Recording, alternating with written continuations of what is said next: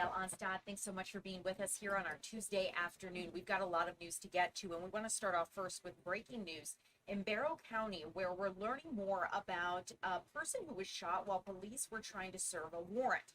We don't know whether this is a man or a woman who's been shot, but you're getting a look of aerial footage from earlier today as chopper or helicopter flew over and gave us a look at what was happening there. We do know that according to Barrow County deputies, that a quote suspect was shot this morning. Deputies were trying to serve a warrant in the Mount Moriah area, and they were trying to work on serving a warrant, and that individual who was shot was taken to a local hospital for treatment. We do know that no deputies were hurt in this, so we'll continue to keep you updated as we learn any new information. But this happened again in the Mount Moriah Road area there in Barrow County. Officials say there's no ongoing threat to the public, and they also say that this incident is isolated to where deputies were working to serve that warrant. Georgia Bureau of Investigation has been called in to try to figure out more about this incident, as is standard in this situation. It's unknown, again, if that suspect is a man or a woman, or if they were even directly connected to that warrant. But as soon as we get any new information, we'll continue to let you know. Another story I want to keep you guys updated on, because this is something a lot of you have been talking about here online and on social media. It involves a brawl that unfolded at Atlantic Station, and now both Atlantic Station and Atlanta police are releasing a video statement jointly addressing this incident. They're responding to the brawl, gunfire, and fireworks that happened with 400 to 500 evening. Now, in a joint video statement, Atlanta's police chief Darren Shearbaum and Atlantic Station's general manager say they're challenging parents to be a part of the solution. This all started 7 p.m. Saturday when Atlantic Station's security team got called called APD for help, because there were a bunch of teens outside of the Dillards there at Atlantic Station. When officers actually pulled up on the scene, they found a large crowd of young people involved in a fight. They say fireworks had been ignited in and around the Dillards there. Those fireworks caused confusion with some people, because a lot of people were talking about how they heard this and thought that they were gunshots. Police say no parents or guardians were around, even though most of these young people were under 17 years old. By 9:44 that evening, as officers continued to try to disperse these groups of teenagers, they say a group of juveniles started firing guns at each other near 7th and Spring Streets. Police say 2 weapons were fired, causing damage to nearby businesses and at least 1 vehicle. 5 juveniles were detained, according to police, and investigators are trying to figure out if they're going to file any charges. No one was hurt in all of this, but this, of course, is renewing some questions over safety, and people are asking more about what can be done, especially as one thing to keep in mind, stores continue to close there in the Atlantic Station development. We know Publix recently closed, and there are planned closures of the DSW shoe store and Banana Republic next year. So, of course, we're going to continue to keep you updated as this shopping development faces these challenges. But in the meantime, here closer, maybe in your house, if you're dealing with this right now, we're talking about the flu. Health officials are sounding the alarm on a super flu that's rapidly spreading, not just here in Georgia, but across the United States. Americans are being urged to get a flu shot as soon as possible because of these cases. They're severe and rapidly spreading also in the United Kingdom. So one thing we want to do is talk a little bit about what we can do to protect ourselves, and also what these symptoms are like, because if you felt like, okay, the flu this year just feels a lot more intense than previous flus, and maybe my symptoms are more pronounced, we've got Tyler Fingered here trying to help us make sense of it all. And Tyler, I have to say, you know, talking with a lot of different people, seeing the comments from people who are streaming with us on TikTok and YouTube, a lot of people are sick right now. I mean, I was on a flight over the weekend and all I heard was coughing. Everyone on board that flight was coughing. You were at the airport. You were just out and about anywhere this holiday period. It just seems like you're hearing either the sniffles, the sneezes, the coughs, or people complaining about not feeling so well. We know that this is the sick season. This is when people really are feeling the pain, and flu is one of the big reasons why people are feeling bad right now. We just got some new flu numbers, and According to the CDC, this is actually a very bad time period here in Georgia for the flu. We're in a very high level is what they're saying. And the virus is spreading fast, and Georgia is one of the states being hit hard. The CDC just moved Georgia into that very high flu category today. Children's Healthcare of Atlanta tells me nearly half of the patients who came in sick over the past week tested positive for the flu. The CDC estimates nationwide there have been at least 7.5 million cases this season, requiring 81,000 people to be hospitalized. 3,100 have died. In Georgia, roughly a third of flu hospitalizations have happened just in the last week. So that's a huge number, a huge spike. A new form of the flu, which some have dubbed the super flu, as Ariel was just talking about, is likely to blame for the trouble so far this season. It is a mutated form of the H3N2 virus. Experts say the variant causes more intense flu symptoms like fever and sore throat, and can take a little bit longer for you to feel better. Experts say the best way to protect yourself from severe illness and death is with a flu vaccine. The CDC says as of the end of November, roughly 47.6 million people have gotten a shot, which is down roughly 3 million from last year at the same time. I spoke to Dr. Andy Shane, who is a top doctor at Children's Healthcare of Atlanta. Take a listen to what she told me about what we're seeing right now and the hope that this is almost over. I'd say that this is one of our more challenging years in terms of both number of illnesses and severity. I think we're hopefully at the peak and going to start to go down at some point. But yes, we are continuing to have very high numbers here in Georgia, and especially among our children. That this is a problem every single year, and that these types of things are just something we just have to just be aware of. And really the best bet to do, as I said, is get a flu vaccine. She was telling us during the interview that while the vaccines are designed to keep you out of the hospital and prevent you from dying, it may not actually stop you from getting sick, which is why people who get the vaccine may still get sick. The goal is with that vaccine is to make you a lot less sick. Lessen the symptoms and the severity of the virus. Exactly. That's the goal. Some vaccines, obviously, the goal is to make sure you don't get sick at all, but the flu vaccine is one of those where essentially you are going to get sick anyway. I'm not able to put this onto a full screen right now, but I just wanted to show this to you. We just got this. This is the flu map for the entire country that the CDC put out at 11 a.m. this morning. You'll notice a lot of the bright colors. The southern part of the country. That is really where the big problem is right now. You think Florida, Georgia, Alabama, South Carolina is in a very, very high category, what they call level 13. We're right now at level 11.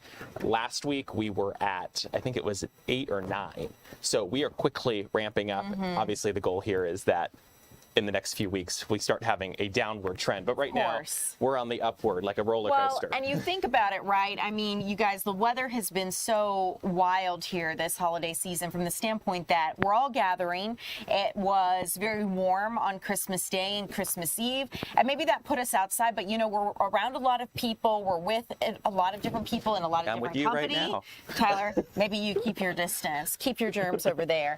But I just heard how you were on a flight with a lot of sneezy people, so. Well, hopefully, I don't know what I had, but earlier this month I was out sick for like 5 days. Okay, So let's move on. Let's hope that was the flu and I'm already through it. But. Let's hope, for my sake, you guys. Okay, so here's the thing. You know, it was very warm, right? And then now the temperatures have plunged, which sends a lot of people with that virus indoors. And, you know, people are going to be getting even closer for the New Year's Eve holiday if they're planning on going out. So it's just something to keep in mind that we're still in this holiday period where you're around a lot of different people. It's really cold out now, so it pushes people indoors together. So I could see that very much having an impact on where the numbers trend. And we also have to keep in mind there's another holiday gathering coming up in just a day or two. Tomorrow, people are going to be gathering for New Year's Eve. Yeah.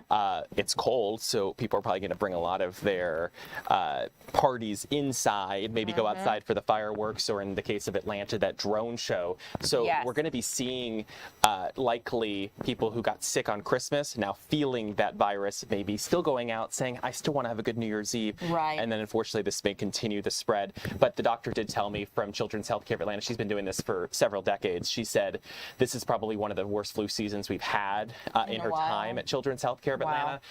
So She said, though, it peaked. We did see a huge peak around the Thanksgiving holiday. Normally it's after New Year, so the peak seems to be earlier this year. So the hope is we are reaching that tail end of it, and then, you know, like a roller coaster will go down pretty quickly, because that's always how the maps look. You see a big increase and then eventually the downward trend. So that's the hope. But I will say, I just want to make sure I mention this. I didn't say it earlier.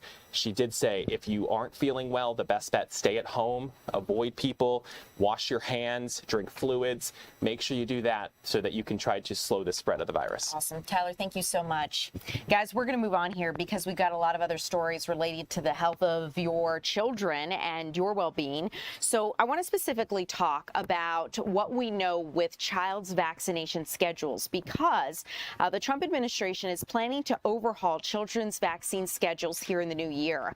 Medical experts actually attended a meeting yesterday to discuss vaccinations for kids. And one of the things that we're looking at with this vaccine policy is where do we go in terms of what vaccines are going to be recommended and what vaccines the Trump administration's top doctors and leaders think are best. One thing to keep in mind as well, this year, Department of Health and Human Services Director or Secretary Robert F. Kennedy Jr. is recommending changes to vaccines for COVID-19, hepatitis B, and measles.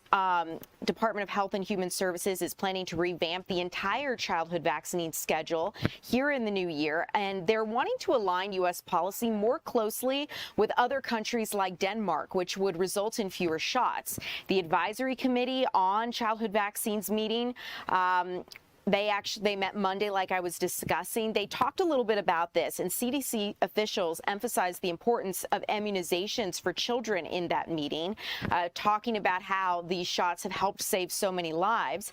Data, according to the European Centers for Disease Control and Prevention, shows Denmark doesn't vaccinate children against hepatitis A, chickenpox, and RSV, which are the leading cause of hospitalization in infants.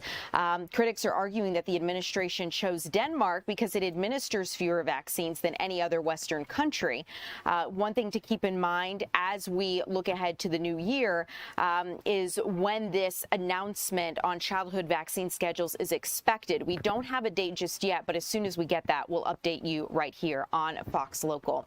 But in the meantime, you guys, looking ahead to where we're headed, we first have to get to the new year. And if you've got some little ones and you want to explore some family-friendly activities, maybe places to explore New Year's Eve celebrations where it's not too late and the littles can go out and enjoy it, our Chris Rosenthal is in Stone Mountain giving us a sneak peek of a new New Year's Eve. And Chris, this is super cool because they're doing something with drones this year, I understand. Yeah, absolutely. You know, they've been doing the drones for a while, but there's kind of a new surprise here. They're going to have drones, fire drones, with actually some fireworks and whatnot. But there'll be events going on all day, starting around noon and wrapping up around 9. That way, you can get the kids to bed at a reasonable hour, or maybe even yourself if you're kind of tired and midnight may be a little late for you, even as an adult. But I'm here with Jahan Williams. She is with Stone Mountain here, and we're in the Crossroads section. Now let's just go for a walk and tell me a little bit about what people can expect if they come out here tomorrow. Yes, so like you said, we're going to be starting around noon. We have our Stone Mountain Christmas event, which is still happening. So you can walk around, you can see over 2 million Christmas lights. We have live shows. Our attractions are open, so you can take a ride on the Scenic Railroad, which is a sing-along train. So you can sing Christmas carols with the family. You also can take in our 4D theater. We're showing Rudolph the Red-Nosed Reindeer in 4D. And then you can play around a mini golf, see who can do the best with your family. And then you'll definitely want to check out at 6 o'clock our Christmas parade. So you'll see holiday characters on floats with Christmas music and dancing throughout the Crossroads area here, the attractions area. And then you'll make your way over to the Memorial Lawn, where you will see. Which is where we're heading yes, we are right heading now. that way right so now. We're heading out of the crossroads section, heading up towards the memorial lawn here. And so you'll see Santa fly in his sleigh overhead where he lights the giant Christmas tree. And so that will happen around 6:30. And then you definitely want to stay for the drone and light show, which it'll be special starting at 8 o'clock tomorrow night, so we can get everything in before the countdown. So you'll have the drone show, which we have hundreds of drones flying overhead, creating holiday-themed shapes in the sky, all synced to music. And then you'll watch the light show, which is projected on the mountain. So you're going to have lights, lasers, and fireworks, and they'll actually be night during the show. And then you'll have the holiday characters will come out, and they'll be dancing and singing with the kids until the countdown happens right before 9 o'clock. And then there'll be extra fireworks and snowfall so that the kids can see the countdown and then be done and ready to go home before midnight. And that drone show, that's gonna be kind of one of the big highlights, and that'll be just right here where we're looking. Correct. That's right going to be just in front of us here. So the drones will take off and land here. And so it's about a 12 to 15 minute drone show, and then it will go into the light show. And so that should be finished around 8:30, and then you'll have the kids' celebration until the countdown at 9 o'clock. And these drones, and we may have the video from last year, and it'll be similar, but the big difference, they'll be fire drones. Yes, so they'll be, you will see Santa and his sleigh and a reindeer, which will have the fire drones. So those drones are outfitted with fireworks, and so you'll see the fireworks and kind of flames coming from Santa's sleigh, and then the star that's up top the Christmas tree will have fire drones coming out of the whole star. And that's Christmas tree is actually right over here, and doesn't look like too much now, but when it's dark and the lights are on, that'll be pretty spectacular. It will be, yes. Santa will light the tree, and so it kind of lights up from within, and it looks like a Christmas tree all projected from the inside. It's very, very cool. Logistics, getting out here, parking, all those good things. Yes, What do you recommend? We have plenty of parking lots. So the Crossroads lot is going to be here nearest to the attractions. There's also the Skyride lot, which is a quick walk. Across the street, or I guess behind Crossroads, is the Twin Oaks lot. And then if you want to park across the street, it's a little bit of a walk to get in, but it's easier to get out. So there's an exit right down that road. So if you park across the street, you can just shoot right out the exit. Easy in, easy out. Yes. Get to bed sooner. That's right. Maybe even put the kids to bed and then watch the ball drop yourself on TV. There you go. So it's absolutely, and the cost, get your car in. It's yes. So it's $20 daily parking or $40 for an annual parking. So if you want to come back and enjoy more events throughout the year, I recommend that annual parking pass. Check our website because we have some sales going on right now, stonemountainpark.com. Awesome. Well, there you have it. Great place for the kids. Always busy every year, huh? For yes. this. So love it. Yeah, this area will be full of families tomorrow. So come on out, check it out. Chris, it sounds like a ton of fun. Just hearing her describe what this drone fire show is going to look like, or fire drone show, it's just, I'm like trying to comprehend it, and I feel like I'm just going to have to go there for myself and see it to believe it. I think so. I think you should.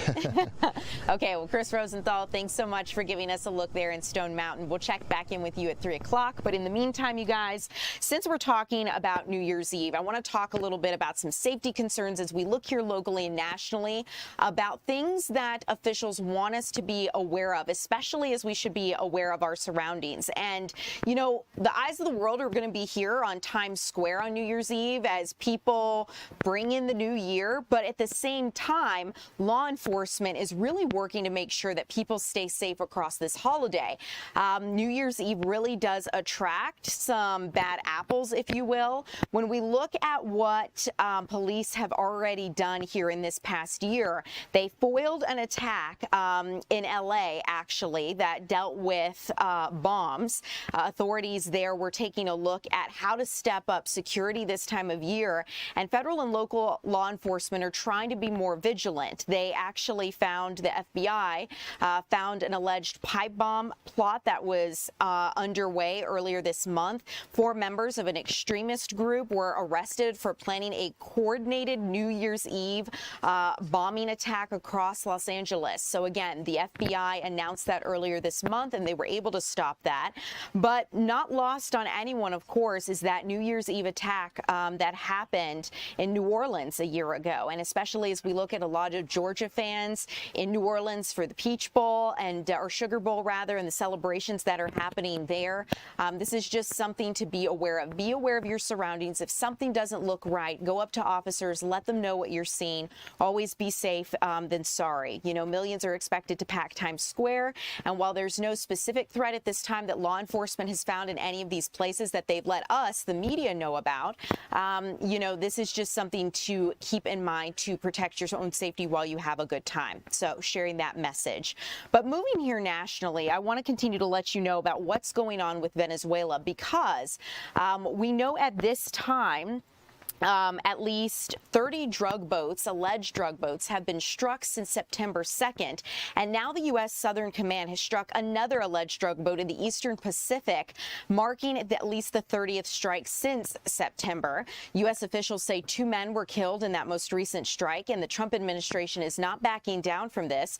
They say that they are launching this anti-drug trafficking campaign despite questions from lawmakers over whether these strikes are legal. This action, most recently, that the Trump administration has taken could be seen as a major escalation against Venezuela. The United States has conducted most of its operations in international waters, from targeting boats that they say are carrying drugs to seizing oil tankers. But now it appears the U.S. has conducted the first known land strike in Venezuela. Very significant. The president is giving more details about something he first mentioned last week in a radio interview, saying they hit a facility where ships come from there in Venezuela. And the President Trump actually said there was a major explosion in the dock area. He says that's where they load the boats up with drugs, and that's why they hit that dock area. The president did not say whether this strike was conducted by the military or the CIA. The Pentagon referred questions that Fox News asked to the White House. So kind of a circle going around right here as we try to find out more information. Meantime, the president is also continuing his tough talks against Hamas. It's one of the issues he and Prime Minister Benjamin Netanyahu covered in their meeting yesterday. President Trump not ruling out military action against Iran. This was something that Prime Minister Benjamin Netanyahu brought up to the president and discussed with President Trump there at Mar-a-Lago as he discussed some of the concerns he has about Taiwan and where Israel heads from here. So I want to get into that as the president continues to work on these different peace agreements, because speaking of the agreement between Israel and Hamas, President Trump's looking to broker a peace deal between Ukraine and Russia in the new year. He's also pushing for peace in the second phase of his Gaza peace plan. He hosted Ukraine's President Zelensky and Israeli Prime Minister Benjamin Netanyahu in separate meetings at Mar-a-Lago this week. In Israel, President Trump wants to move into phase 2 of the peace plan, and this comes despite Israeli troops remaining in half of Gaza and Hamas refusing to disarm. So the president really wants to make sure that both sides lay down their weapons. If you're curious about what phase 2 looks like, it would include forming a temporary Palestinian government and the start of reconstruction of this devastated Gaza Strip area. In Ukraine, the fighting continues nearly 4 years since the Russian invasion. Ukrainian President Volodymyr Zelensky says he and Trump made progress towards a peace deal at their meeting on Sunday, but he has a warning about promises from President Vladimir Putin of Russia. He says he doesn't trust Putin and doesn't believe that Putin wants success for Ukraine. On Tuesday, the Kremlin says it would toughen its negotiating stance. They accused Ukraine of launching attacks, a drone attack specifically, against Putin at the Russian presidential palace. Zelensky is denying this attack.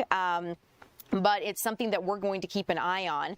Another goal of the White House is a Putin-Zelensky phone call. The leaders of Russia and Ukraine have not spoken. It's in at least 5 years, and it's been a goal of the White House to have both of these leaders speak as they try to figure out what a peace deal could look like between Russia and Ukraine. So that's something we're going to continue to let you guys know about, especially as we work through this and as we continue to keep you updated as the situation unfolds with Israel and Hamas in Gaza and as we monitor the latest with Iran. But coming up, we're going to get a check closer here to home on your weather forecast. It is much colder than we've been used to the past few days. So meteorologist Alex Forbes is going to come on and break it down for us coming up next.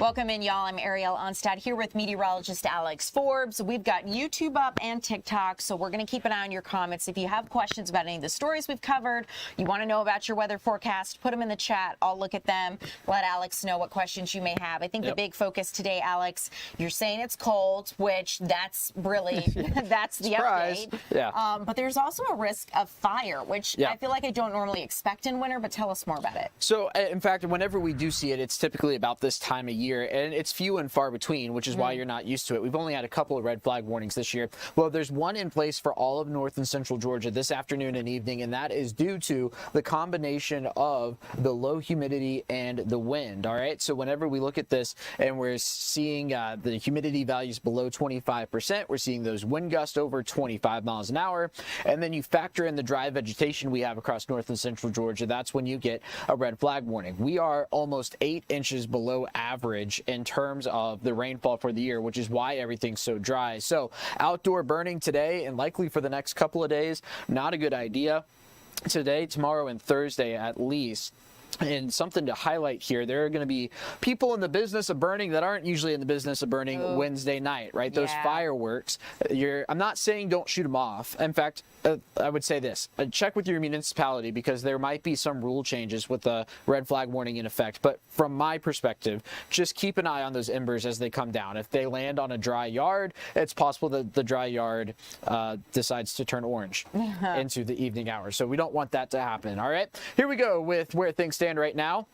A toasty 42 in Atlanta compared to where we were this morning. That's kind of nice. 35 in Canton, 43 in Covington, 46 over in Eatonton at this hour. But still, it's that wind that cuts right through you. It feels like 34 right now in Atlanta, 26 in Canton, 29 in Dalton, and 27 over in Blairsville. So for the remainder of the afternoon now, temperatures in the 40s for a couple moments, but we're going to quickly slide back into the 30s in short order. Wind chills tonight getting down into the 20s, not the teens like we saw this morning. Atlanta's coldest wind chill was 13. Let's take a look at that hour by hour. So there we go to 5 p.m. back down to 30 in Atlanta, and then into the night. Tonight there are your 20s, maybe some teens up across the mountains, but those are the spots, for example, that saw the single digits through the overnight hours in terms of wind chills. So still even warmer up there. There we go to tomorrow morning, feeling like the mid-20s. Tomorrow afternoon, that's a nice rebound, about 10, 15 degrees warmer than how it feels today.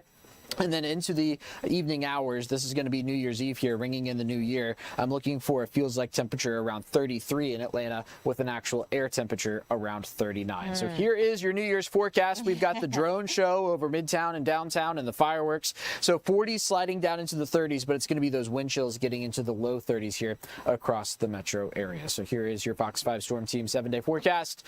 Happy New Year. We need the rain. We're going to have the opportunity to pick up some rain late Friday into Saturday. That rain chance at 60% on Saturday morning. Awesome. Alex, thanks so much for giving us this update. Definitely looking forward to some rain to hopefully maybe bring that red flag warning off the table. That would be nice. Yeah. That would be nice. Okay. Well, Alex, thank you so much.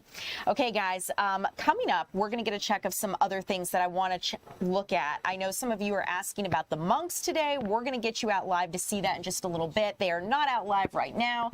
But in the meantime, let's move on to a couple stories we're following here nationally. I want to keep you updated on this because it could progress to something bigger. And one of them involves Chinese military drills that China has actually launched near Taiwan. This is significant because China has deployed dozens of fighter aircraft on the second day of its military drills around Taiwan.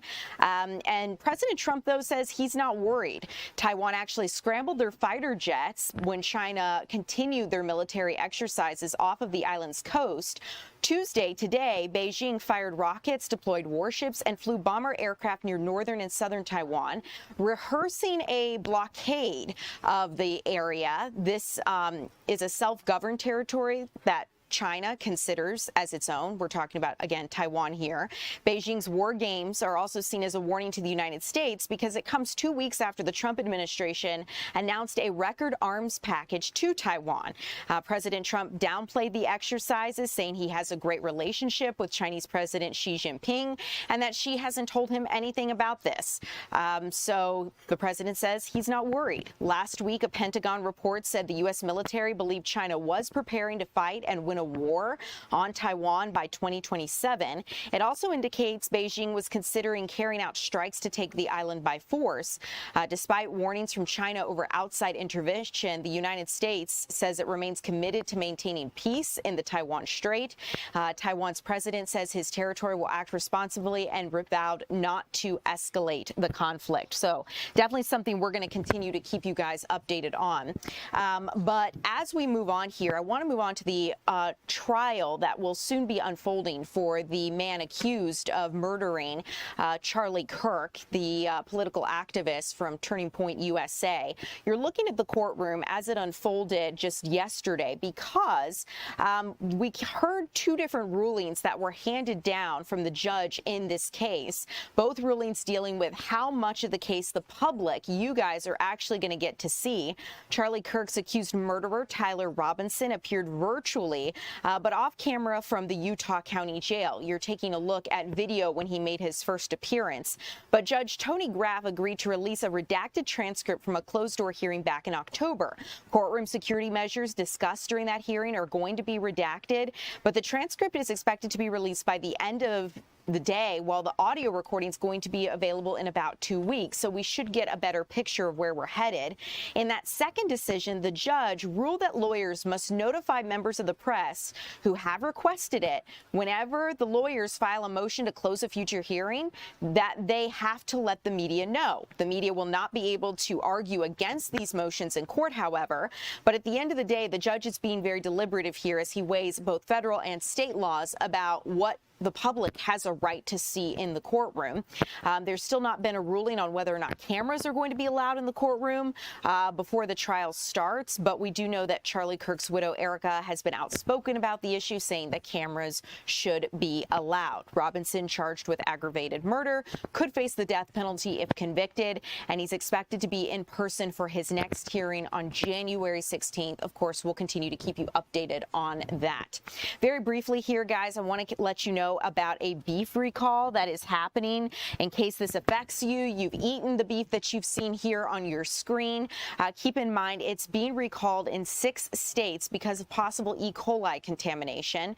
The recall by Mountain West Food Group, based out of Idaho, affects more than 2,800 pounds of this raw 9010 ground beef. The Department of Agriculture actually says that the Ford Farms grass-fed ground beef items were produced on December 16th and packaged in 16-ounce containers. They were shipped to distributors in California, Colorado, Idaho, Montana, Pennsylvania, and Washington State. Future distribution also went to, or further distribution also went to retail establishments, so like restaurants and such. So the issue was discovered during routine testing, with the sampling results showing that there could be that possible contamination. So federal officials say there are no confirmed reports of any illnesses in connection with consumption of this ground beef, but if you have it, you think you've consumed it, definitely throw it out and be cautious. So coming up, you guys, we have some other news to get to. We're going to be talking about some economic news.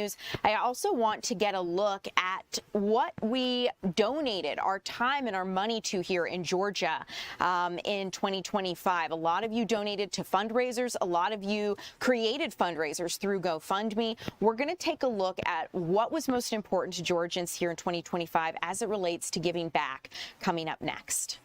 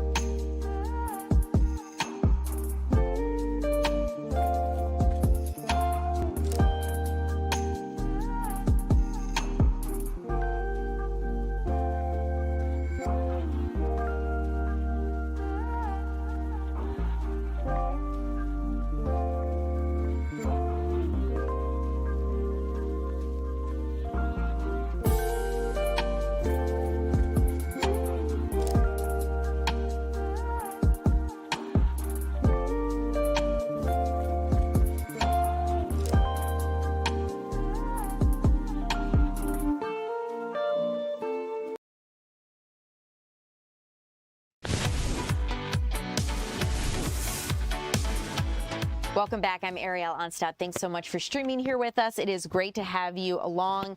I'm looking at your comments here on TikTok and on YouTube. If you have any questions about stories we're covering, let me know. I know some of you have asked about the monks. We're tracking their journey here live, and we'll be talking and seeing where they're at coming up at 3 o'clock. In the meantime, I'm going to talk a little bit about some giving trends that we saw here in the state of Georgia in 2025. So I'd like to bring in Lee Lehman. She is a director at GoFundMe. And Lee, you actually are talking a little bit about some of what we have seen in terms of Georgians' generosity. And I'm so curious, what is the most given to GoFundMe that Georgians said, hey, this is worth my time in the year of 2025? Well, thank you so much for having us. And we always love the opportunity to talk about our Year in Help, which is our moment to celebrate the generosity we see on the platform, including which came from so many Georgians. And some of those moments really came in viral moments, right? If we recall, Mikhail Baker, who had just finished his graduation, and more than $230,000 was raised to help support his education. And education is one of those categories we certainly saw a lot of need and support for across the state, as well as family and monthly bills. There's fundraising for dreams and small businesses on the platform, as well as those everyday needs like essential expenses. And so all of that's happening on the platform, and we saw the community show up for one another all across the year. Incredible. You know, bringing up the story of Mikhail Baker, for people who are unfamiliar, you touched on a little bit. He went viral because he showed up his graduation night in his cap and gown to work his job. And a lot of people said, hey, we admire your dedication and hustle, and we don't feel like you should be working on your graduation night. So let's be generous towards you and give you a leg up to go forward and start your life successfully. So seeing that kind of generosity, you know, I was looking through the Year in Help report, and I saw that a lot of Georgians on GoFundMe really leaned into the fundraiser for Officer David Rose and his family after he was shot and killed in the line of duty. And it seems like one of the things I've noticed in a lot of these fundraisers is that people really do want to give back, and they want to feel like they're able to make a difference. Oh, completely. You know, we are a platform that is here to help people help each other. And that certainly comes through with how folks across the state showed up for one another. I sort of touched on the essential expenses. We did see an increase in fundraising for essential expenses by more than 20%, but that also meant that communities rallied to meet the moment. And so that meant that food banks was one of the top fundraising causes that people fundraised for. And fundraising mentioning volunteering increased by more than 3 times. So when the needs sort of were expressed, and that was everything from utilities and rent to groceries and monthly bills, folks in the community made sure that they stepped up to help ensure that folks didn't go hungry over the holidays. Certainly when we did see some of the food benefits in SNAP or folks at risk of losing their jobs, the communities made sure that they showed up for one another, and we continue to be so inspired by that behavior time and time again. In fact, 1 in 4 donors on GoFundMe is a repeat donor, and so you see that even within your state. The most generous Georgian donated more than 200 times this year, and so the spirit of that generosity is alive and well. Leah, you said so many interesting things that I'm, bookmarking in my brain, just from the standpoint of it's incredible to think that generous people tend to be more generous. If it's in your nature to give, you're likely to do it more than once. Also, just this idea of how people have started to get really creative with how they use these fundraisers.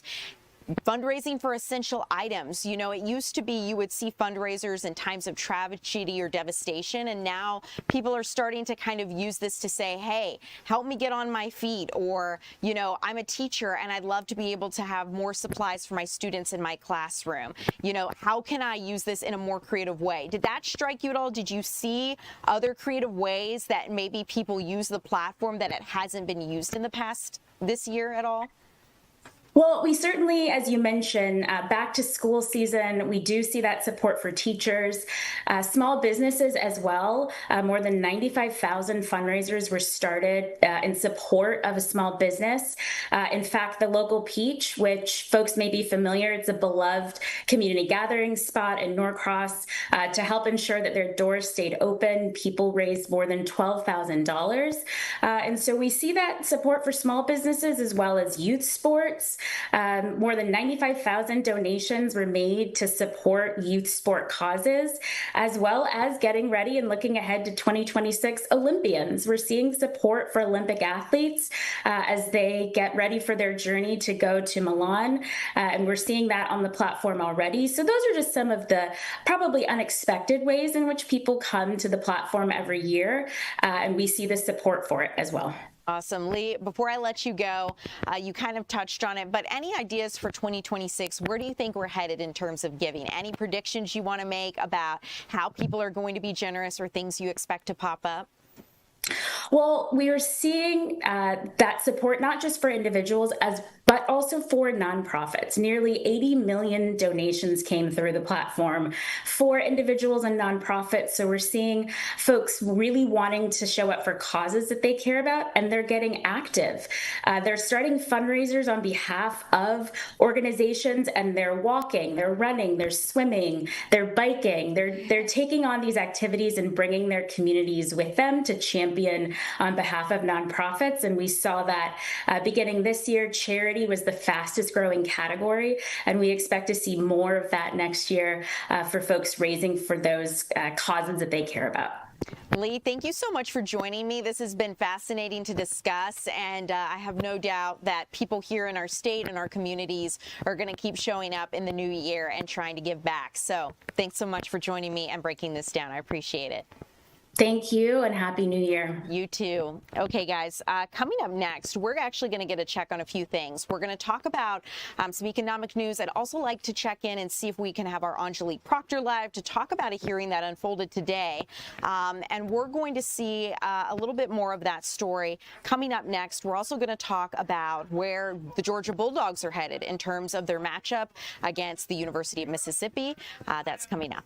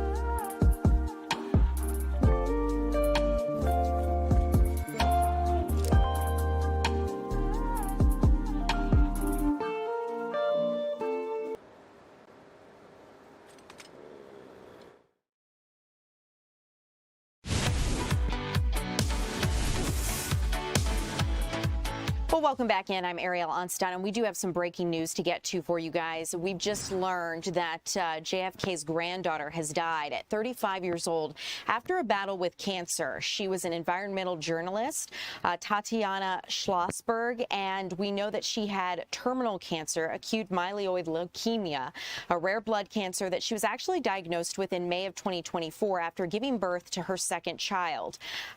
She actually announced that battle, or she her death was announced by the John F. Kennedy Presidential Library and Museum, stating that she passed away and will forever be in our hearts. She worked really hard on the causes she was passionate about. As I spoke about, she was an environmental journalist.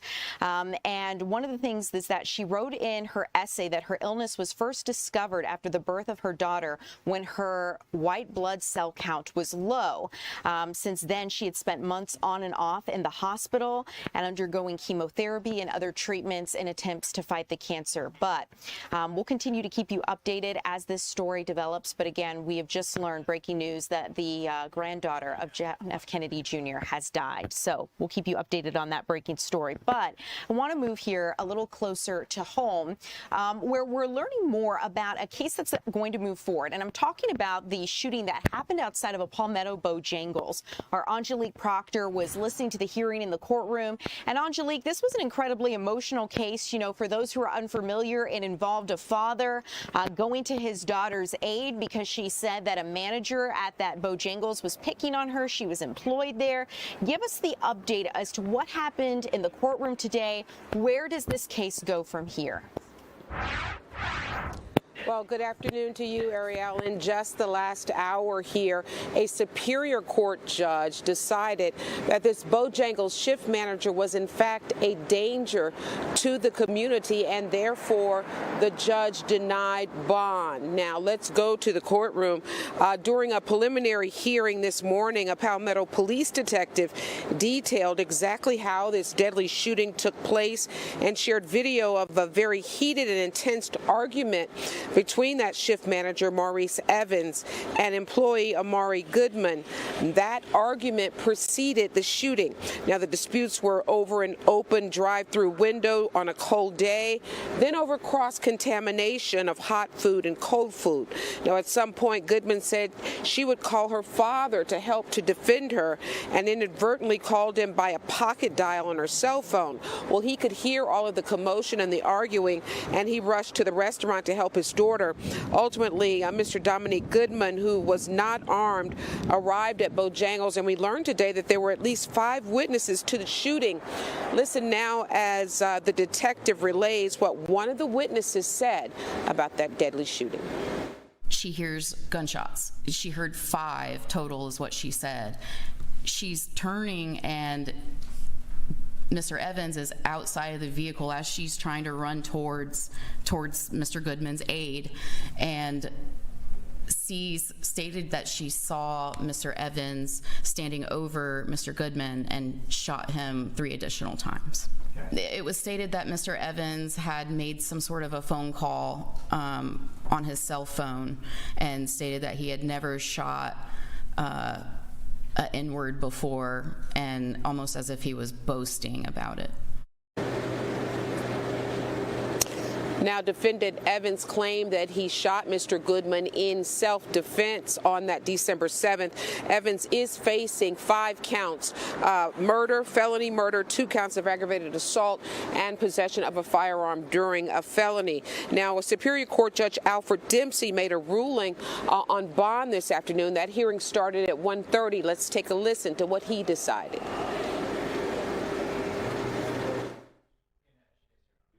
Considering the IL factors, court's going to deny bond based on the defendant being considered to be a danger to the public and threat to potential risk of intimidating witnesses.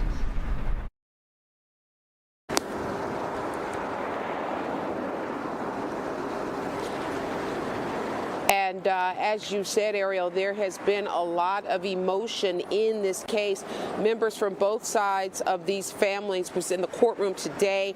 In fact, when the bond was denied, one of the families immediately applauded the Goodman family, and the bailiff admonished them and told them they could not do that. They had the families to leave separately, but definitely a lot of emotion in this very high profile and what some say say was a senseless case.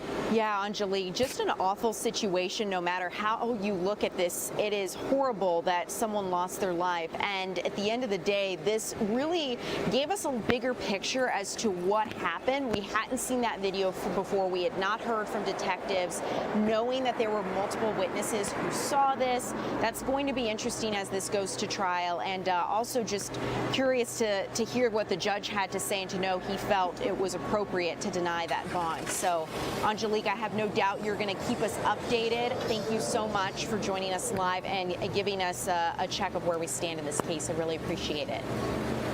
Okay, guys, we're going to move on here quickly because as we look out as to where we're headed with the Georgia Bulldogs, we've got our team in New Orleans keeping you covered. Our Georgia Chambers is in New Orleans, and Georgia actually joins us live. Georgia, great to see you. Tell me where you're at, and I understand the Bulldogs are in New Orleans.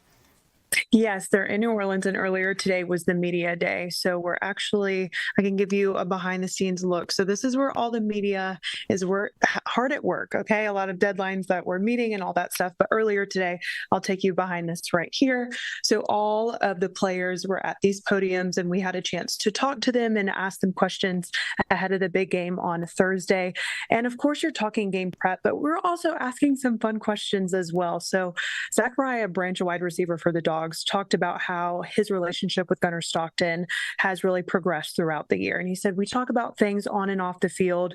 And he shared that he talks to Gunnar about his cows. Yes, you heard that correctly. Gunnar Stockton has 12 cows.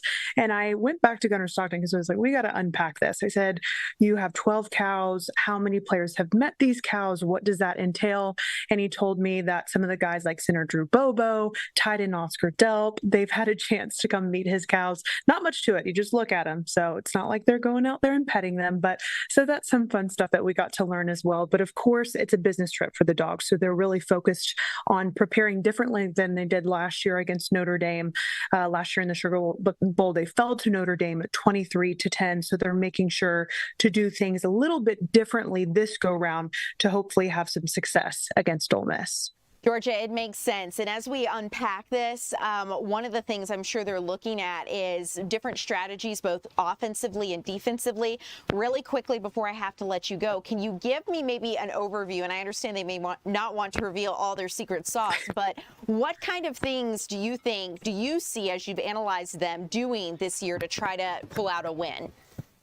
Well, I think it all really goes back to quarterback Gunnar Stockton. Last year in New Orleans, this was his first start as QB1 for Georgia. Fast forward to this year, he has a whole season under his belt. So I talked to offensive coordinator Mike Bobo, and he said that he lets it fly. He has more confidence. So I feel like it's going to be rooted in Gunnar's performance and the tools that he's able to utilize on this offense. We talked about Zachariah Branch earlier, Oscar Delp, Lawson Lucky, Nate Frazier, running back. I could keep on going. So he has a lot of tools that he could be able to dish out to and utilize. So I think as long as they get the offense running and then defensively stopping Trinidad Chambliss for Ole Miss, and even though they don't have head coach Lane Kiffin, Pete Golding had success against Tulane, and they've gained a little bit momentum in the first round of the playoffs. So we want to see Gunnar Stockton take off, and we want to neutralize. Georgia's going to want to neutralize Trinidad Chambliss. Yeah, Georgia, I have to tell you, here in our TikTok chat, people streaming along with us on TikTok, someone commented, okay, but why? I said 12 cows. And so, yeah, 12 cows. 12 cows, you know. 12 cows. maybe it'll equal 12 touchdowns. Who knows? One can only hope. Right? I like the way you're thinking, Aria. I love the way you're thinking. And I say this as someone who graduated from Ole Miss. So, oh, yes. I didn't even touch on that. You know, we're not going to get into We're being objective here. I'm a Georgia grad, and you're. Yes. Hey, if we can Look still at be that. Besties, everyone can get along. You know, I love it. Georgia, I could talk with you forever. We do have a 3:00 hour coming up, so thanks for the preview. I'm going to let you go ahead and keep gathering some info as we gear up for the big game. So, Georgia, thanks so much. Okay, guys, let's bring you back in, because here live with me is Tom Haynes, and we are gearing up. Yep. half of you. We are gearing up for 3 o'clock. So Tom, tell me, what are you looking ahead to? I know that people are very interested in where the monks are headed. We've gotten some questions on that. I know. Yesterday they were in Fayette County. Today they're in Decatur. We're tracking them every step of the way. This has been an unexpected story of interest for a lot of people, and we're trying to decipher why people are so interested in the movement of these monks. But I think it's kind of the message behind what they're doing, and the fact that they're having all of this stamina to go from Texas to Washington, D.C. And look at them. Look at their stride. We know one of them was very badly injured, but we've been with them sort of the whole way as they made their way through Metro Atlanta. It's such an interesting journey that these monks are on. Yeah. I want to say that I came in at the secret sauce part of your conversation with Georgia. I thought you were doing a cooking segment, and I was all ready to write down the recipe. But no, you're talking about Georgia and Ole Miss. Football. And I did not know you went to Ole Miss. Yes. Very interesting. I'm learning something new about you every day. We're also going to head to Tallapoosa real quick. You heard about the ball drop, the peach drop. We got a possum drop. Crazy stuff. And if you know anything about Tallapoosa, and you will coming up in the 3 p.m. hour, you'll know exactly what I'm talking about. Okay. So a lot still ahead. Tom, can't wait to get to it. Guys, thanks so much for streaming up with us. We've got all this good stuff coming up.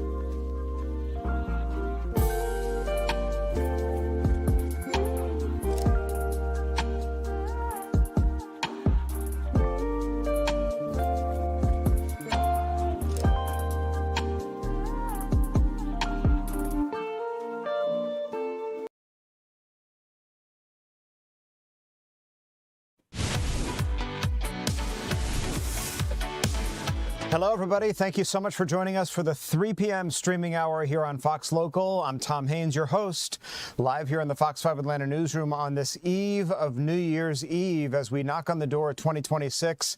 Doesn't mean there's not a lot happening, and indeed there is today. We begin the 3 p.m. hour with new information this afternoon in that big incident at Atlantic Station Saturday.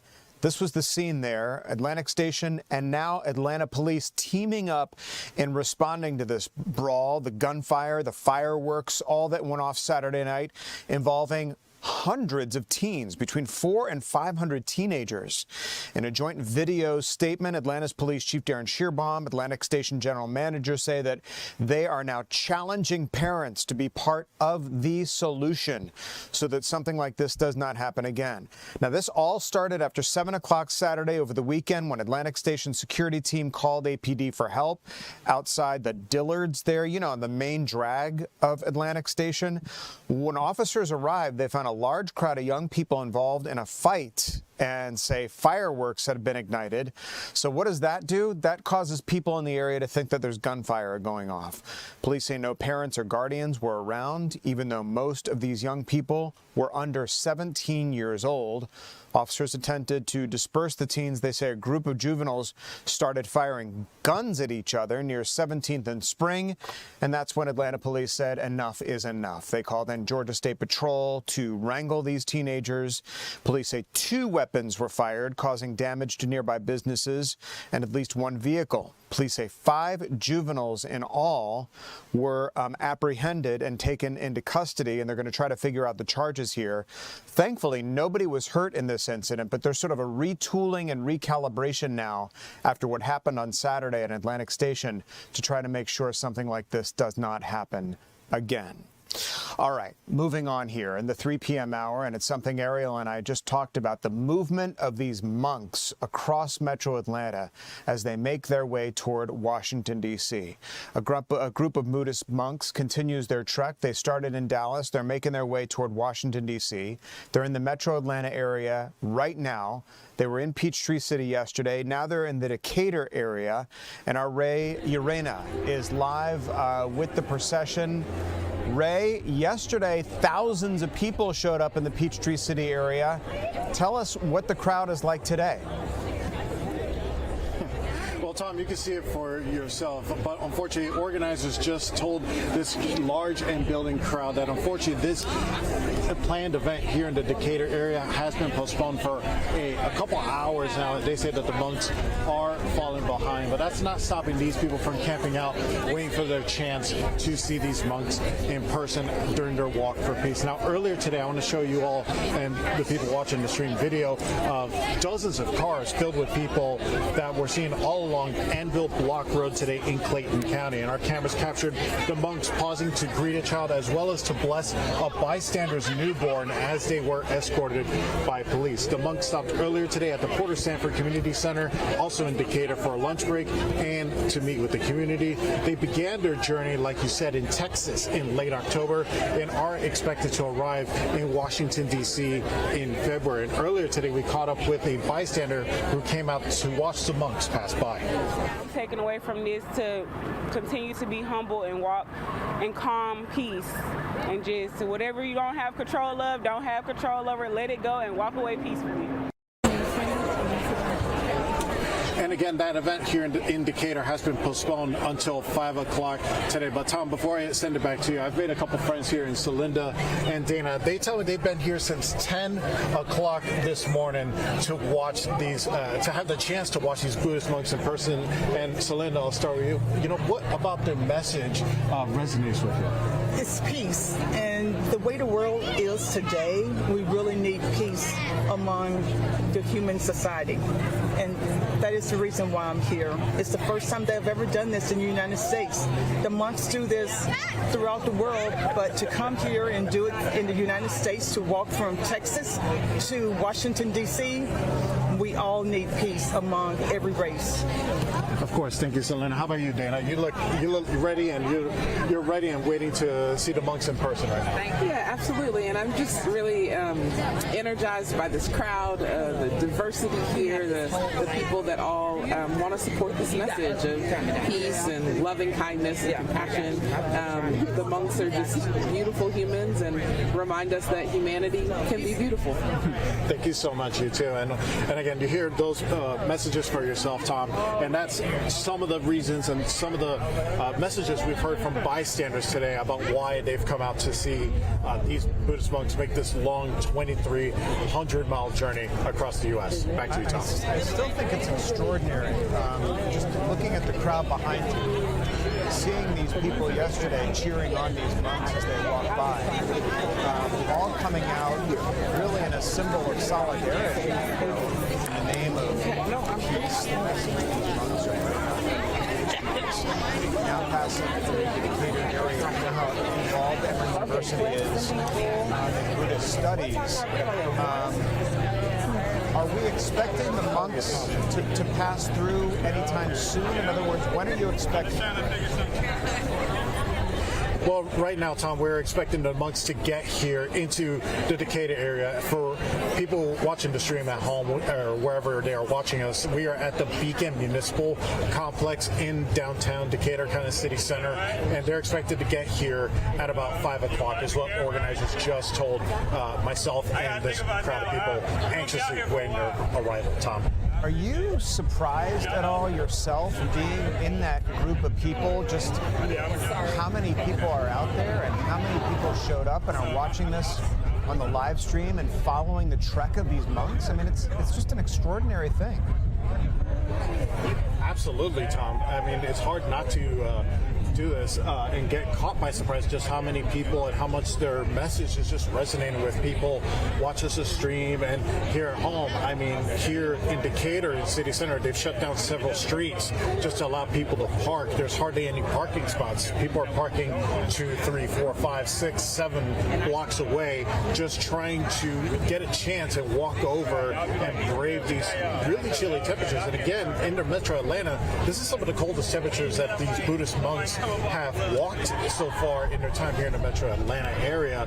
And a bystander that I talked to today, she told me that if these monks are walking this long just to spread their message, then maybe I can stand out here for a few minutes or an hour just to support them as they walk through town.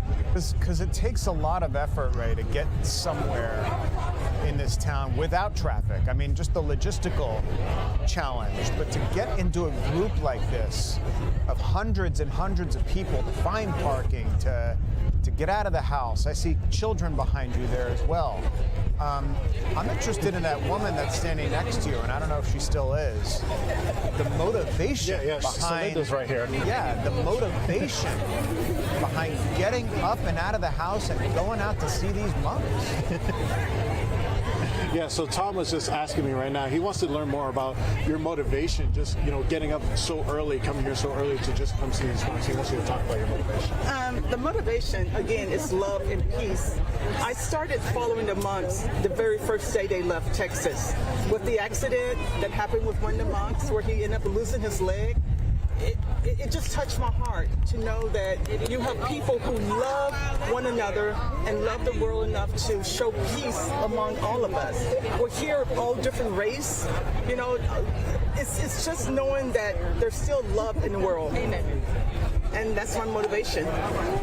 There you go, Tom. Straight from there, and that motivation goes straight from several other people, and I'm sure it goes for a lot of people here. I'm seeing some nodding heads right here in the front row just after hearing what Celinda had to say, so they're definitely in agreement there, Tom. Well, I think it's just such an impressive turnout, Ray, and the perspective you brought to this event is certainly illuminates the motivation behind these people that come up and show up as we knock on the door of 2026, and this message of peace, harmony, and faith put out by these monks who are making this trek, as you mentioned, from Texas to Washington by way of Metro Atlanta.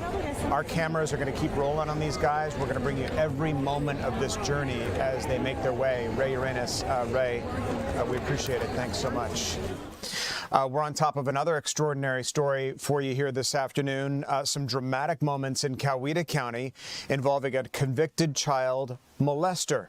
Let's get out to our Doug Evans, who's in the sunshine and the chilly weather. Doug, the takedown, we understand, involved a hero canine. What more can you tell us about that?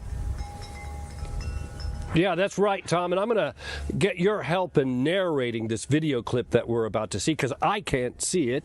You at home can see it. Tom can see it in the studio, so Tom, feel free to jump in. Let's roll the video, and let me tell you who we're dealing with here. His name is Craig Harp. He's 44 years old. He's out of Macon, and as Tom said, he's a convicted child molester. He was wanted again for probation violation, a very serious charge, because they keep a tight rein on sex offenders, and when they violate the law, they go and pick them up again, and that's what happened with Craig Harp. This started on the streets of Coweta County, ended up in a warehouse parking lot where deputies had to box him in, tried to box him in, and then he kind of weaseled his way out of that and got around that. Tom, are you able to see the video there? Yeah, rolling. It's pretty crazy. That shepherd just went under that fence line and took off running, and we're seeing the cruiser's dash cam pull that car into a spot there. It's trying to pull away now as the cop backs up a little bit and tries to pit that guy in so that he can't escape. He's going over sort of a median area in the parking lot, Doug. And I guess this is where they do the pit maneuver. Get this guy to stop. I love how they're he going has to exit that warehouse parking lot. I love how he's got a smoke in his mouth the whole time. He's got a cigarette hanging out of his mouth as he gets out of his car and runs. And he's wearing a reflective vest. Yeah, but he goes over the fence. The dog goes under the fence. So you got to love that as well in the effort to take this guy down. Yeah, what's really amazing about this, and this is K9 Kilo that we're talking about. His handler is investigator Will Faulkner out of the Coweta County Sheriff's Office. And so what Will does, he can't climb the fence fast enough, so he sends Kilo underneath. Kilo runs after the guy, grabs him by the ankle, hauls him down, and holds him there until the other deputies, the pursuing deputies, can come and put him into cuffs. And Tom, Kilo is a dog that we have reported on quite a bit in the last 2 years.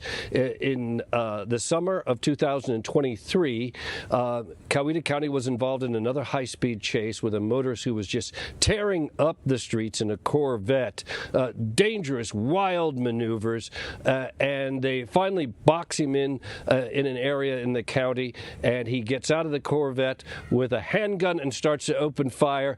Kilo rushes forward and grabs the guy and is shot. Almost fatally shot. Let's roll another piece of video that we have for you. And so Kilo was shot. They had to rush him to the hospital to save his life. They did first aid there on the scene. It was just very chaotic, very heroic dog. He received accommodations from all across the country because of the life-saving measures that he took to save his handler and the other deputies that day in 2023. They say absolutely without Kilo rushing forward and grabbing the guy as he was firing, those deputies could have been hit by gunfire themselves. So laying his own life on the line for those that he works with. And so he's been hailed a hero many, many times before. He did survive, obviously, and he did recover and has been in action ever since. And that was, again, 2023 and this latest arrest this month in Coweta County. Doug, it's so extraordinary how all of this is a perfect example of how all the elements of law enforcement came together. In other words, you had a convicted felon on the run. You had the cop who was able to eventually do the pit maneuver, chase him through that parking lot, get him to stop. He takes off on foot with the reflective vest on, as you mentioned, climbs over a fence. The canine is released, goes under the fence, and then takes this guy down. So everything works sequentially exactly how it was supposed to. Yeah, these dogs are really amazing, and Coweta County has one of the largest canine, what would I call it? Canine teams, I guess, in all of Metro Atlanta, and they are really into canines and training. They got a great group of people over there and a great bunch of dogs. We've highlighted their expertise and their exploits many times here on Fox 5. Kilo is another example of that and the training that goes into that. But they take that very seriously, Tom. They train tremendously. And not only that, but Coweta County itself, the Sheriff's Department there, is a training center for other law enforcement agencies. And so they come from all over North Georgia, even as far away as Alabama, to train in Coweta County with those deputies. Well, you can see by the video we're showing of Kilo the enthusiasm from that canine and the desire to please the force that he works with. Just what a beautiful animal that is, and obviously so effective in carrying out their mission. Extraordinary video and an extraordinary story. Doug Evans. Doug, thanks. Want to get you to some other news that's happening today. Take live pictures from the White House right now, where President Trump will return shortly after the new year. The president has been busy down at the southern White House, Mar-a-Lago, pushing for peace. He hosted Ukraine's President Zelensky and the Israeli Prime Minister Benjamin Netanyahu at separate meetings, all happening this week. In Israel, the president wants to move into phase 2 of his peace plan, which would include forming a temporary Palestinian government and the start of reconstruction of the devastated Gaza Strip area. The president was asked yesterday during the news conference whether he thinks the Gaza Strip can be rebuilt and whether people who want to evacuate can do so. The president responding in the affirmative to both of those things. Meantime, Ukraine, a much more tenuous situation where the fighting continues nearly 4 years since the Russian invasion. President Zelensky at Mar-a-Lago, as I said earlier this week, says he and the president made progress toward a peace deal at their meeting on Sunday, but warned about promises from Russian President Vladimir Putin. Zelensky was interviewed by Fox News anchor Brett Baer yesterday, and Brett asked him flat out, "Do you trust Vladimir Putin?" To which Zelensky said, "No, I do not. But then again, Putin probably doesn't trust me either." So there's certainly an impasse here on the trust issue, something the president is trying to work through. Zelensky warned about promises from the Russian president, the Kremlin saying it would toughen its negotiating stance now, accusing Ukraine of launching that drone strike, the purported drone strike, on the Russian presidential palace. Zelensky denies that attack.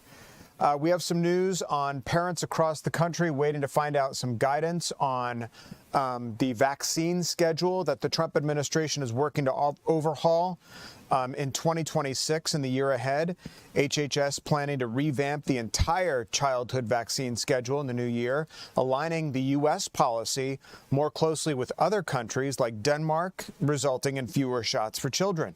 The Advisory Committee on Childhood Vaccines is emphasizing the importance of immunizations from children. Data, according to the European Centers for Disease Control and Prevention, shows Denmark doesn't vaccinate children against hepatitis A, chickenpox, and RSV, the leading cause of hospitalizations in infants. Critics argue that the administration chose Denmark for strategic reasons, saying that it administers fewer vaccines than any other Western country. Well, we have a lot still to get to in the 3 p.m. streaming hour here on Fox Local. Coming up, we're going to take a look at your New Year's Eve forecast.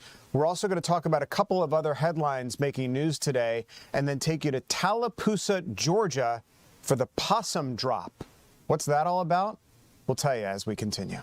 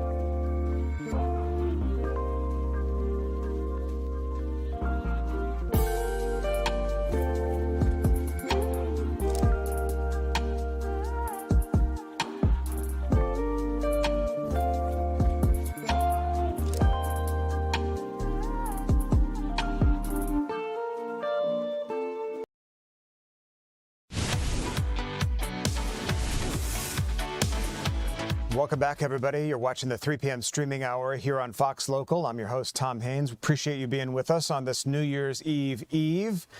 Headed into 2026 fast and furious here. And in doing so, people are looking not for love, but for jobs on popular dating apps. Have you heard about this? A new survey from ResumeBuilder.com says about a third of dating app users are now using them to get matched up with jobs and careers. How clever is that? You go online to meet somebody and you're like, do you know of any positions that might fill my qualifications? I'm not sure what happened. I wonder how many people get responses. The job seekers are using their dating profiles to help them find desirable companies or specific roles to get around the difficulties of the job market. Dating matchups often produce the opportunities to meet somebody and get tips about where to find jobs. The popular dating apps being used to network into possible jobs include Tinder, Bumble, and Facebook dating. Forget LinkedIn. Right.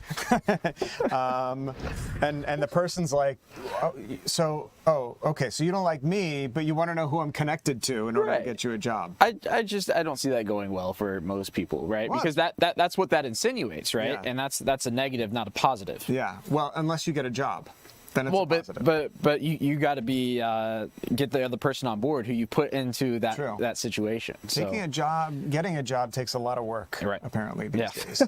Let's talk about our forecast here with meteorologist Alex Forbes as we head into 26, Alex. We're doing so here in North Georgia anyway on a very chilly note. Yeah, so the last couple of days, not acting like most of the month of December. We've only made it to 42 this afternoon, which is right where we expected to be. 39 in Dalton, 34 in Blairsville right now. These are our current temperatures. You got 46 in Hartwell, 44 in Athens, and 48 over in Eatonton at this hour. But here's the kicker. That wind has been going all day today, and it still only feels like 34 right now in the city. 35 in Covington, 44 in Eatonton, and this is likely the warmest we will be through the afternoon hours. So we slip into the evening, temperatures beginning to drop once again, down at the freezing mark by about 10 o'clock, but that wind chill, it's the story over the past couple of days, down to 24 by 10 o'clock, and we're headed down into the teens as we work our way through the overnight hours. More on that here in just a little bit. First, want to highlight today, tomorrow, and Thursday, so this does include New Year's, we have high fire danger across north and central Georgia. The factors at play here,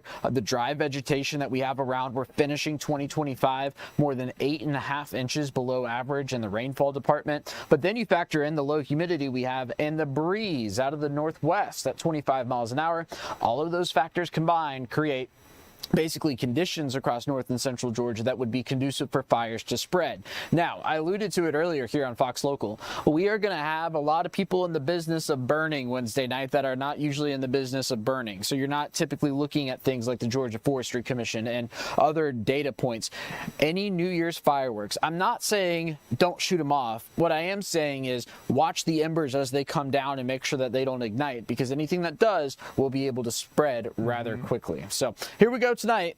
Temperature 28 in Atlanta, 24 in Canton, 27 in Gainesville, and 19 in Blairsville. Take about 5 to 7 degrees off of those numbers for your wind chills. That's just a little less than what we saw last night. As for tomorrow afternoon, we'll be about 8 to 10 degrees warmer than today. 51, 52, 53, somewhere in there. Our average high is 54, so it will be below average. And then we get to drop the peach, drop the possum. I guess we dropped the peach in the sky this year with the drone show.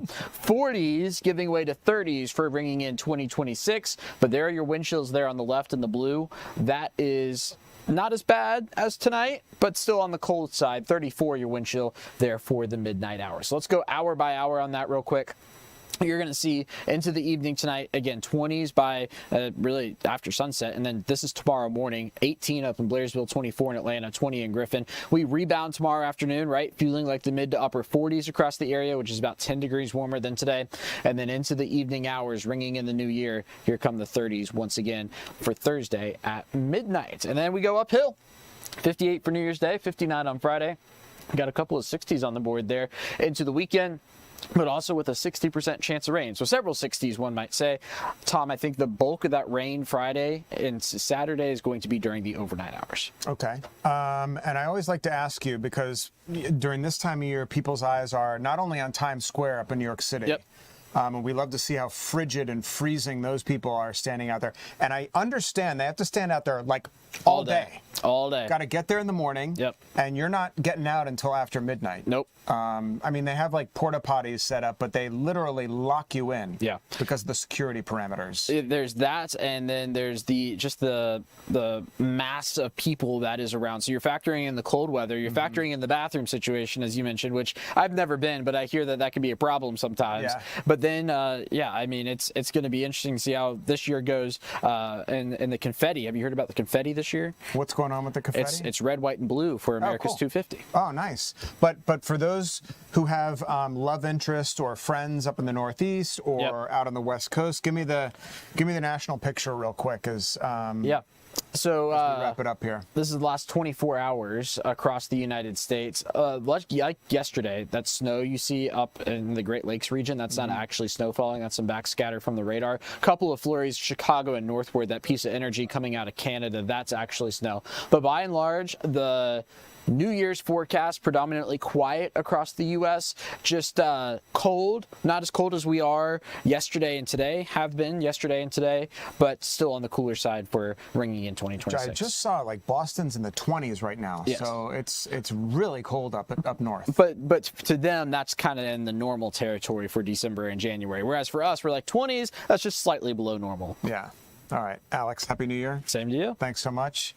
As we continue here, I want to tell you about an important recall that we're hearing about, specifically grass-fed ground beef being recalled in 6 states due to possible E. coli contamination. The recall by Mountain West Food Group based in Idaho affects more than 2,800 pounds of raw, this is specifically 90-10 ground beef. Again, the recall by Mountain West Food Group. The Department of Agriculture says that the Forward Farms grass-fed ground beef items produced on December the 16th are packed in 16-ounce packages.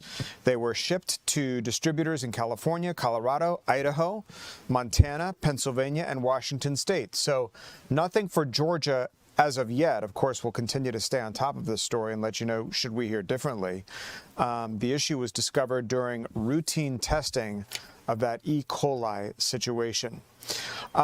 Data from 2025 for businesses paints a really tough picture globally.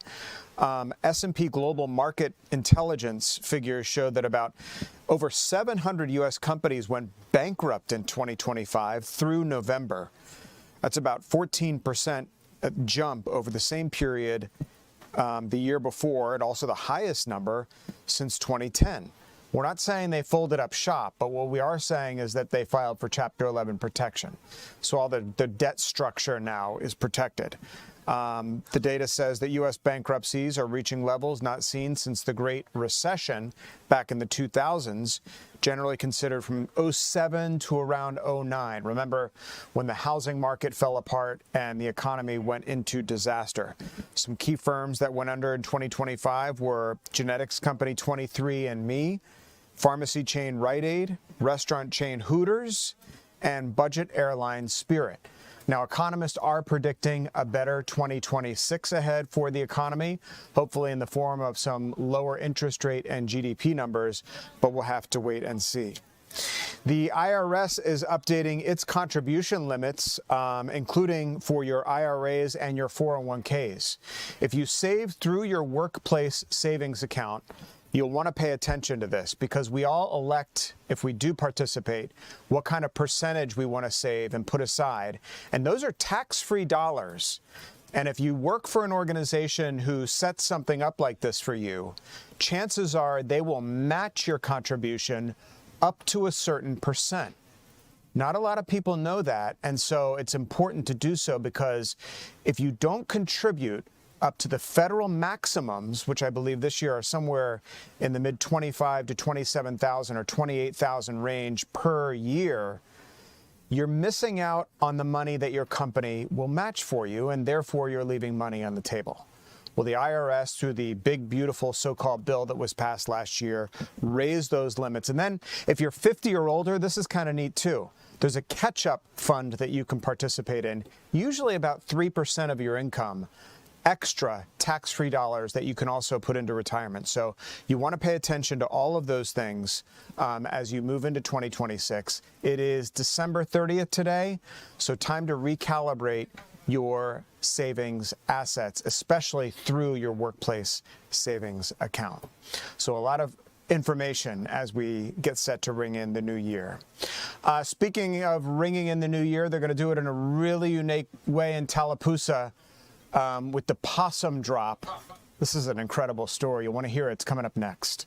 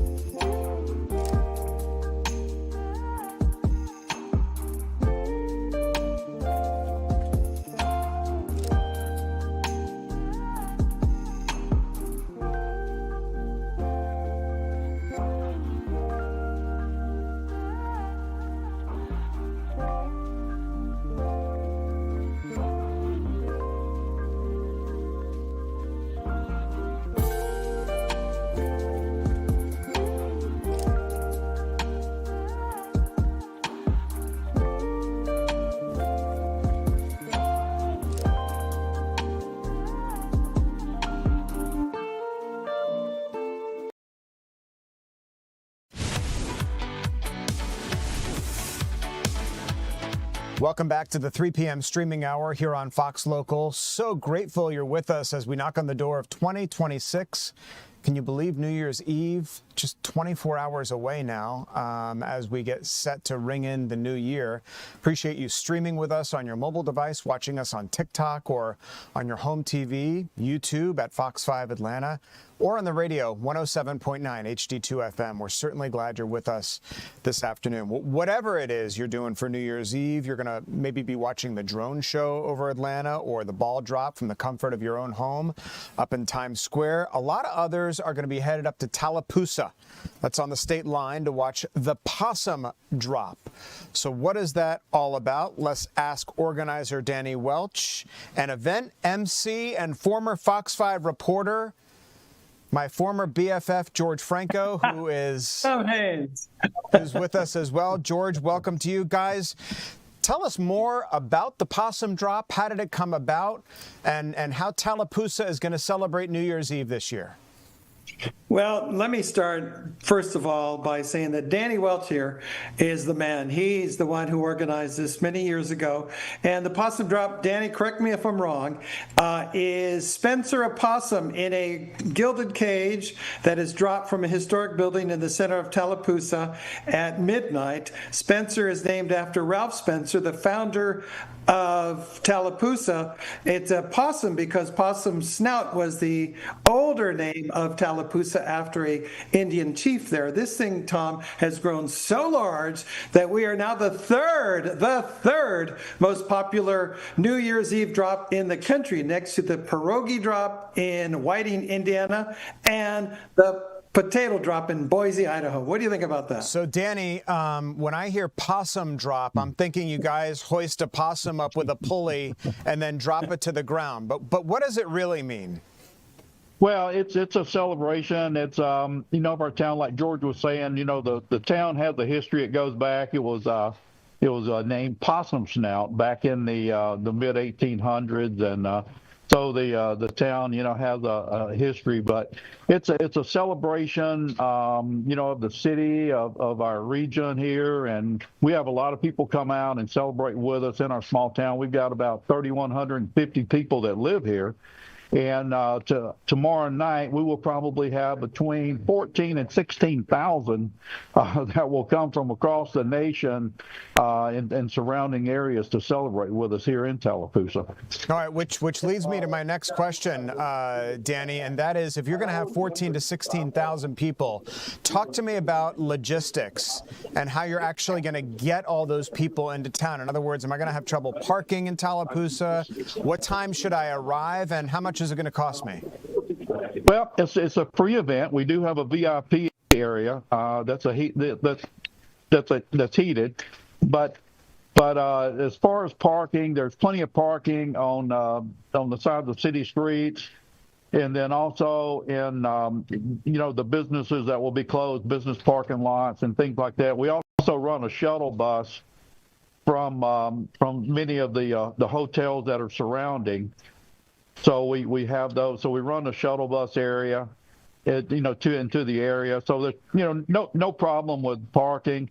I'll kind of spin around and show you behind me. This is the city street, and this will be completely packed with people tomorrow night. And I'm standing on the stage right now, and I'll just kind of spin around. And you can see the stage, but we have some great bands that'll be here, and it'll be a fun time. But we'll get everybody in town. It might be a little packed, but we'll get everybody in here. George, this event is partially about, well, not partially, it's about promoting Tallapoosa, the history of the town, the you know, little quaint little street area there, all it has to offer. Tell me more, if I've never been to Tallapoosa, what I can expect to see if I roll up to that town. Well, there's some antique shops, and there are some Western shops. I've got my Western gear on. There is a coffee shop. There are some restaurants. It's a quaint small town, and it's Tallapoosa, and it's very historic, and it's been there for, Danny, 1800s. But the possum drop evolved in the early 90s, and I have to pay homage to the previous host who suddenly left us, Rhubarb Jones. If anybody's from Atlanta, they know Rhubarb Jones, country western DJ for many, many years, very popular, a son of Tallapoosa, born and raised in Tallapoosa, suddenly passed away in 2018, I believe it was.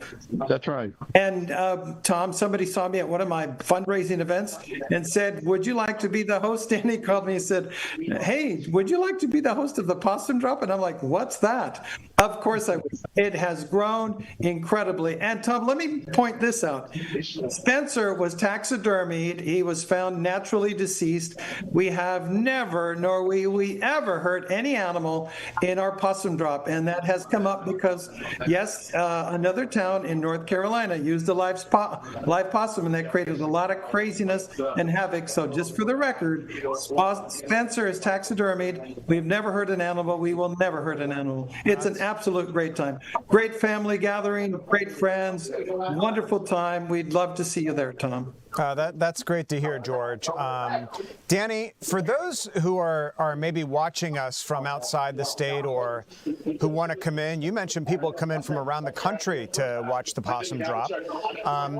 Tell me sort of geographically where Tallapoosa is located and the significance of your location as it relates to ringing in the new year on this side of the border and then an hour later on the other side. Well, we're actually we're in West Georgia, and we're about 5 miles from the Alabama line. So you're exactly right. If people leave here and if they get in a hurry, they can run over to Alabama and actually celebrate again. But George is right. We get actually, like I say, we sell the VIP tickets, and we've got people coming in from New York, Nebraska, of course, Florida, Alabama. We've just got people coming in from all over. We normally sell out all all of the hotels, which are over in Bremen, Georgia. That's about a couple miles down the road from us. And so we run the shuttle buses from there. But it's a really good family-friendly celebration. We invite, everyone to come out. We've got a huge carnival area. It's kind of like a county fair, New Year's Eve all rolled into one. So it's a really good time, for people to come out and, enjoy the evening and celebrate the new year. And Danny, we need to point out that for the little ones, we've got baby Spencer dropping at 9 o'clock, and that's my honor. I have so much fun watching a baby Spencer. It's a stuffed possum. It's more like a teddy bear possum, but it's dropped at 9 o'clock. And the kids, oh my God, Tom, I just have such a great time. Your children would love it. Now they're teenagers, I bet, but they would absolutely love it. These children, the parents, there's really a double drop. The baby Spencer and then the big Spencer at midnight. So George, before we go, since you're the cruise director tomorrow and the cheerleader of this event, people are always sort of looking for things different to do. I rang in 2026 here. I went to New York. What can we take away from having gone to Tallapoosa on New Year's Eve to watch that possum drop? Well, I will say this. When USA Today decides to do the top 10 drops across the country, and the little town of Tallapoosa ranks in there with Boise, which is the biggest city in Idaho, and Whiting, Indiana, which is really Chicago, and we come in third across the country, there's this magic that comes together when you get thousands of people joining together, much like you would at the drop in New York City or anywhere else, when there's a moment of remembrance, of togetherness, of joy, of happiness, when we're all kind of saying goodbye to the old year, hello to the new year. And it's really interesting because people we see tears, we see laughter, we see all kinds of emotions, because when we're going from one time zone of one new year to the next new year, goodbye to the old, hello to the new, lots of emotions are really there. So the possum drop, and people love to do this, Tom. They love to take selfies with Spencer. So he's famous, the world famous Spencer the possum. Well, and I suppose if you have any unfinished business in 25 that you didn't take care of, at the stroke of midnight, you can run over to Alabama and get that done before the clock strikes midnight. Absolutely. Danny Welch, my good friend George Franco, former Fox 5 reporter, and now MC extraordinaire and auctioneer. Guys, thank you so much for being with us. Thank you. Happy New Year, and we hope everything goes well in Tallapoosa tomorrow night. Thank you, Tom. Thank you very much. Thank you. When we come back, speaking of New Year's Eve, we're going to head to Stone Mountain, where they are going to ring it in just as they're doing in Peachtree City. They're going to do the same thing in Stone Mountain with a lot of fanfare a little bit later, but we're going to take you there live as we continue.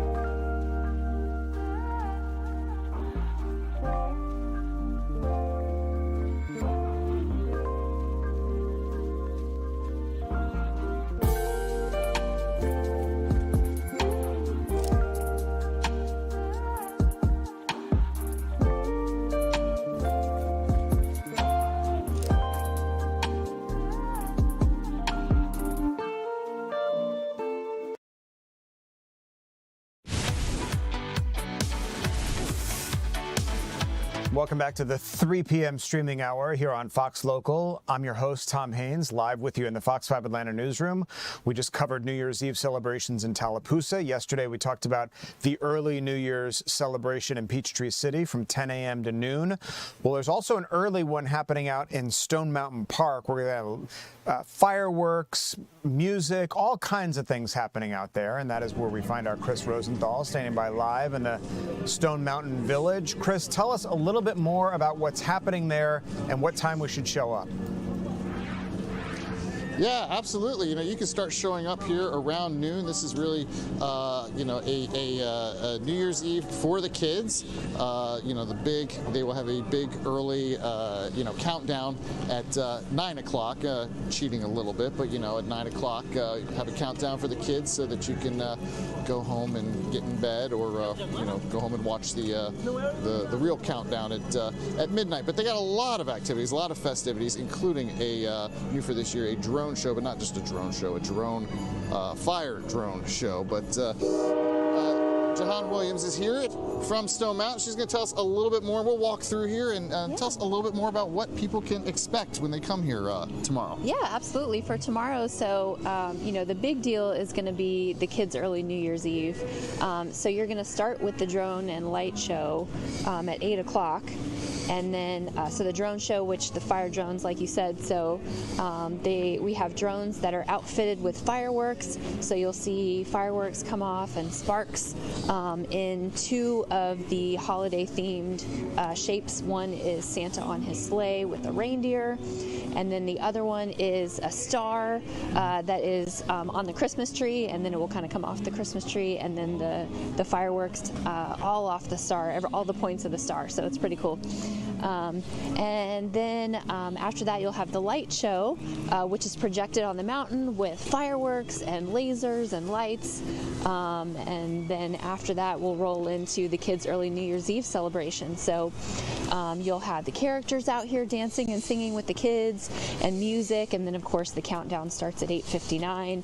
There'll be extra fireworks and snowfall. And so I really think it's going to be fun for the kids. Yeah, and Tom, I don't know if you have the video up, but we have the video from previous years where there's the drone light show, but again, more spectacular this year. Right here in this area will be those drones in the air, and they will be there will be fire and fireworks, all safe, of course. Here for the kids and families to enjoy. So, and then this is the. It may not look like too much right now, but when it's lit up and it's dark, this is the tree that Santa's gonna. That's right. Santa will fly in on his sleigh, and he will light the Christmas tree. That's at about 6:30, and then before that is the Christmas parade. So at 6 o'clock, you'll have the characters on floats coming through the crossroads area, which we just walked through, and music, and the kids can join in and dance on the side. So it's really fun. So your ticket to your kids' early New Year's Eve event includes Stone Mountain Christmas, which is happening tomorrow as well. So that starts at 12 o'clock, so you can come out for all the fun. 2 million twinkling lights you can walk through. Some of them are set to music, and it's just a good time with your family. And we also have a combo ticket if you're interested in our flight to the North Pole, which is happening as well. So you can take the sky ride up to the North Pole, and then you can see Santa's workshop. You can see Mrs. Claus and do a little project with her. Visit outside of the North Pole. You can see some singing reindeer, even a baby reindeer, and then you might visit with Santa to see, if you're already on your way to the nice list for next year. Absolutely. I mean, his work is done for this year, but he's already getting started for next year. That's right. And you'd be taking the sky ride just right up to the top of the mountain there, and that would be your ride to the North Pole. That's right. Up and back. The logistical things to make this smooth and simple. Where can people park? How do people get here? Yeah, so you want to head to our website, stonemountainpark.com. There's many different ticket options. You can get Stone Mountain Christmas, which includes your New Year's Eve for tomorrow, or there's a combo ticket for Stone Mountain Christmas and flight to the North Pole. And then for parking, you can purchase your parking online as well, or when you get here.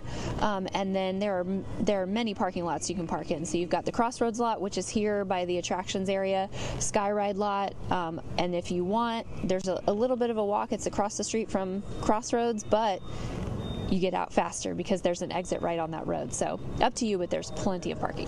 Gotcha, absolutely. Plenty of parking, plenty of space out here on the lawn to enjoy the show, to enjoy the drone and light show for sure. And that starts, and that part definitely, you got to be here by 8. Yes, be here by 8 o'clock so you can catch the drone and light show and then the kids' early New Year's Eve celebration. Absolutely, that should be a fun time there. Tomorrow, something for the kids again. By 9 o'clock, that'll be the big countdown with the lights up on the mountain. So. It just sounds like such a great time, especially, as you said, if you want to ring in the new year a few hours early to be able to get home and get everybody to bed. One quick question I have for you before I let you go, Chris, is can I bring, because I know people assemble out on the lawn there, can you bring in your own sort of cooler of food or whatever you want to bring in with you to the festivities? Good question. We had a question about, if you're coming, can you bring your own, your own cooler and that sort of thing? You can. Yes. So there you go, Tom. Yeah. No glass, no alcohol. No glass, no alcohol. There you go, Tom. No glass, okay. no. Noted. Glass, And things get underway at noontime tomorrow there in Stone Mountain. It just looks like a ton of fun. The sky ride, the light show, the drones, the ringing in of the new year at 9 o'clock. What could be better? Chris Rosenthal and Jenna, thank you guys so much for being with us. Appreciate it. Well, there's news out of Washington, D.C., where it pertains to the Kennedy Center. There's this controversy over the fact that the president has added his name to the Kennedy Center. It's now the Donald J. Trump and John F. Kennedy Center for the Performing Arts. What is one of the casualties of this? More musicians are pulling out of performing at the renamed JFK Center for the Performing Arts. The withdrawals are continuing to come in the wake of this month's rebranding of the Arts Center after President Trump added his name to the building. A previously promoted Christmas Eve jazz concert by musician Chuck Redd was canceled over the name change. A statement suggested from Redd that politics was involved. Christy Lee was being billed for January the 14th, but canceled, saying that she would perform in her home rather than at the center, citing the name change. The name change has drawn anger, certainly, with Trump appointee now Richard Grenell threatening to sue Redd over his decision. Controversial for some, not so much with others.